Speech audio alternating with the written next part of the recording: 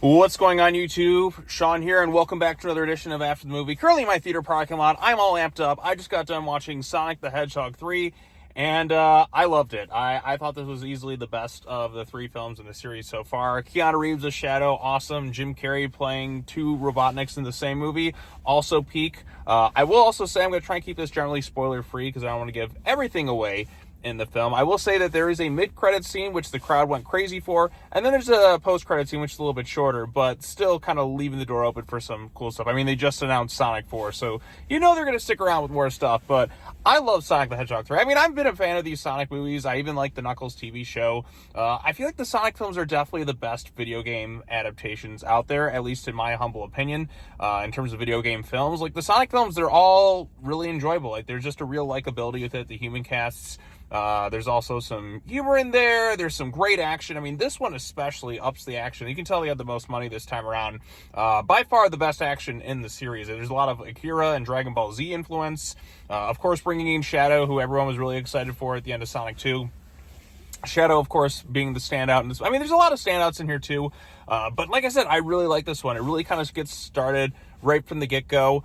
For those who are more familiar with the games, you know Shadow has the tragic backstory, you know his ties with Maria. They definitely don't shy away from some of the heavier stuff, whereas the first two films, like the movies are kind of growing up a little bit more with the audience, too. So for those who want to see a little bit of rundown of the story, I'm going to try and keep this generally spoiler-free for the video.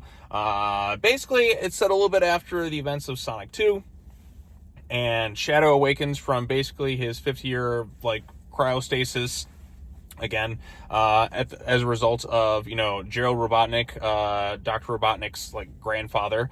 And basically he is really angry at the world given what happened in his past, for those who want to know the tragic story of Maria Robotnik. And he's really rageful and angry at the world. And he starts to cause, guns kind of after him because he escaped containment.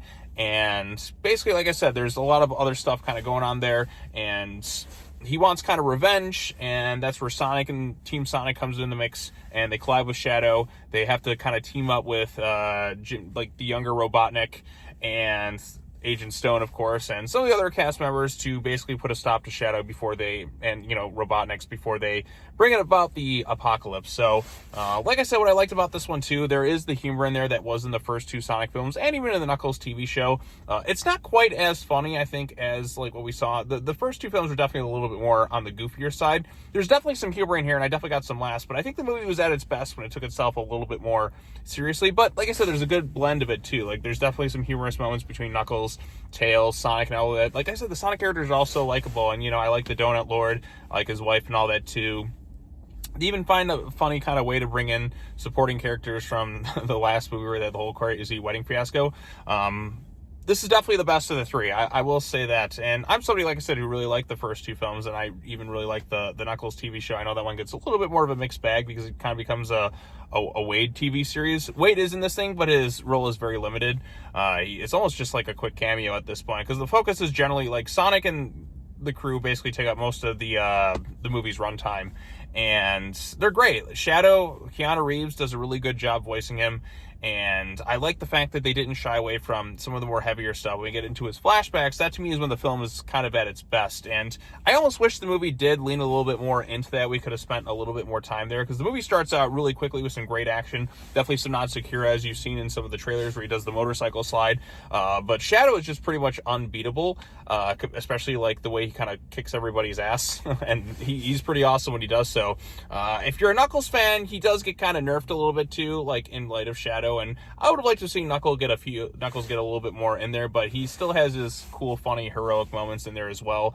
And Sonic, with his story this time, it's kind of he's kind of Shadow's basically kind of Sonic if he didn't have the compassion. Well, he did have the compassion. That's kind of what turned him more angry and hateful, and it's kind of about letting go of your rage and not going down a path of vengeance. So, and Sonic trying to make the right choice, what's in his heart, even if it's something, even if he is really angry, not thinking straight. Sonic almost kind of starts to turn a little bit into Shadow. You get a little bit more of that darkness in there.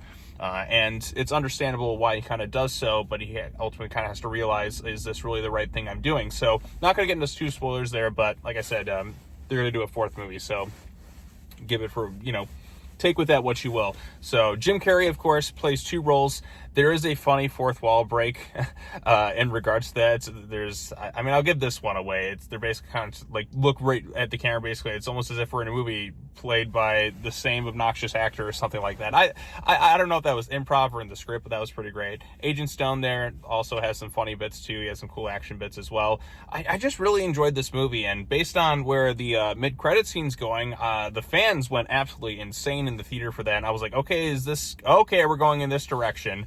At least a hint of like where it could go. There's so much with the Sonic lore and different characters in there, and I love how each film is kind of brought in one. They tease somebody at the end, and they play a major factor in the next movie. I mean, the first film they brought in Tails, and they teased Tails and Sonic. In the next movie, of course, they brought in Knuckles. Knuckles wasn't teased at the end of Sonic 1, but he comes in as the main kind of like antagonist, but ultimately kind of becomes like a forms a familial connection with them. And of course, in Sonic 2 they teased Shadow. But they also led to the Knuckles TV show. I wonder if they're going to do a second season of that. I would hope so. That was actually a pretty fun series. Or maybe they do some other spinoffs with some of the other characters as well. But I don't really got any, too major complaints. I kind of would have liked a little bit more time spent in the flashback stuff, but you really do understand, the special bond and connection that Shadow has with Maria. I just wanted a little bit more of it. I wouldn't have mind, taking another, 5 to 10 minutes just kind of focusing on that stuff, because tragedy is something that definitely strikes in the past, and like I said, they don't shy away from death in this one. Characters don't necessarily survive this round, so definitely, It does grow with the audience from where the first two films were at. The characters getting a little bit older. They understand, okay, the first two films were definitely a little bit more sillier. Let's bring in some of the more heavy stuff. I know the director, Jeff Fowler, I guess, worked on the Shadow the Hedgehog game, and you can tell, Shadow's been a character I'm sure that he's wanted to make since the very beginning. I think Shadow's, I don't know this for sure, but I'm pretty certain Shadow's probably his favorite of the characters. And then they do a lot of good stuff with Shadow in this movie. There's a little bit of humor with him, but not too much. He definitely is a character that's going through some really heavy stuff as well. There also are plenty of Easter eggs. I mean, for those who are fans of that iconic song, between Sonic and Shadow, I think you'll come away pretty happy with this thing. I know the crowd was cheering when some of those classical musical cues may or may not have happened. I just had a really good time with this thing. I'm leaving with a big smile on my face because I really enjoy these Sonic movies. None of them are bad. They're the best video game movies out there. Sonic's a likable character. Knuckles is great. Tails is great. I even like the human cast as well. So if we do spend a little bit of time with them, it's fine. Jim Carrey, of course, playing double duty this time around, and you do get a little bit of the distinct difference between his two versions on the characters. He's funny. He's kind of really let himself go a little bit after the events of Sonic 2. And the film definitely does have some kind of heavier emotional moments. And I want to say, without giving away spoilers, if you've seen Dragon Ball Z and Vegeta at basically when he has to kind of do something selfless, let's just say something kind of like that happens. I mean, when he has to sacrifice himself towards Majin Buu. So there may be something kind of like that in the film. Again, I'm trying not to get into heavy spoilers with this thing, trying to keep it as vague as possible. Obviously, they're going to make a next movie, but I'm not saying that necessarily anybody makes it out of this thing alive or not. So maybe they could. I don't know. We'll just keep it ambiguous there. But there are elements of that as well. And I thought, like I said, those moments actually worked pretty well. So really good stuff in this one. Don't have much else to say. Go check out Sonic the Hedgehog 3. It's the only big movie out this weekend, because the Lion King movie, I ain't gonna see that stuff. I didn't even like the first one that they did. The 2019 film was terrible. But Sonic delivers, and I think for the 4-quadrant film, this is definitely the one to take the kids at. And I really had a great time. I want to go see it again, which has been a while since I've been saying that for, going to the movies in quite a while. I haven't had a big smile on my face leaving the theater, and boy, it feels like an awfully long time. What are the last two movies I saw? Kraven the Hunter and Venom the Last Dance? Definitely not. Even movies I like Beetlejuice, this one I've enjoyed, tremendously a lot more. And I'm ready to see what they do next. They already announced Sonic 4. I'm all in. Give me the spin-offs. Give me more injected into my veins. I'm absolutely ready. Like I said, I love Sonic the Hedgehog 3. I thought it was the best of the three. Without question, great time. If you don't like the first two films, I think you may have a chance at enjoying this one a little bit more. Yeah, there's a little bit of the juvenile humor in there for kids and all that. But again, there's stuff in there for the kids. There's stuff in there for the adults. it's a film that should please, like, generally, like, most of the family. And of course, it doesn't shy away from some of the darker, more kind of tragic elements. I do wish the film leaned into that a little bit more.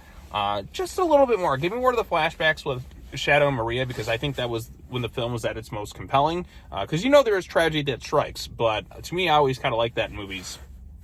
The tragic backstory and kind of exploring that, having a little bit of a softer side with Shadow before that ultimately turns into vengeance. I thought that's really good stuff, especially in a movie about, like, some fantastical, like, hedgehogs. So I loved it. I can't wait to see it again. Probably see it this weekend, maybe, if time permits. So yeah, that's all I have to say. Go check out Sonic the Hedgehog 3. Really strong stuff. Big thumbs up from me. Look at this, 2 thumbs up. And the Sonic films are the best video game films. It's just, there's no competition. So yeah, go check it out. Peace out.